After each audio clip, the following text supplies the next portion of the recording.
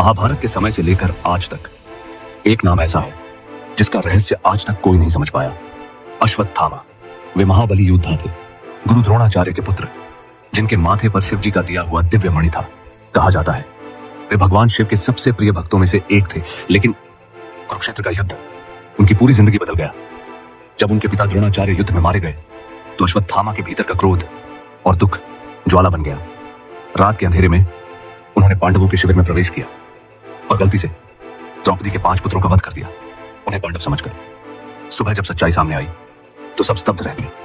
तब श्री कृष्ण ने कहा, अश्वत्थामा, तू एक महान योद्धा था, लेकिन आज तूने अपनी मानवता खो दी।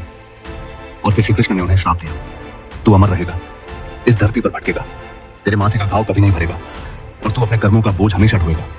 तब से कहा जाता है अश्वत्थामा एक चिरंजीवी है जो समय के अंत तक जीवित रहेंगे। सदियां बीत गईं और एक दिन 12वीं सदी में राजा पृथ्वीराज चौहान अपने शिकार के लिए निकले थे। जंगल के रास्ते में उन्होंने एक वृद्ध पुरुष को देखा।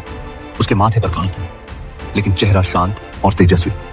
राजा ने पूछा, आपका घाव इतना पुराना लग रहा है, फिर भी भरता क्यों नहीं? वृद्ध मुस्कुराए और धीरे से बोले, मैं हूं द्रोणाचार्य का पुत्र अश्वत्थामा। राजा स्तब्ध रह गए और अगले ही क्षण वह वृद्ध व्यक्ति अदृश्य हो गया। इसके बाद भी कई लोगों ने दावा किया कि उन्होंने अश्वत्थामा को देखा है। हिमालय के साधु जैसे पायलट बाबा और तेम्बे स्वामी कहते हैं कि उन्होंने एक लंबे तेजस्वी पुरुष को देखा जिसके माथे पर पुराना घाव था और आंखों में युगों का दुख और शांति दोनों थे। आज भी मध्य प्रदेश के आसिरगढ़ किले में कहा जाता है कि सुबह सुबह एक व्यक्ति मंदिर में आता है, पूजा करता है और फिर गायब हो जाता है।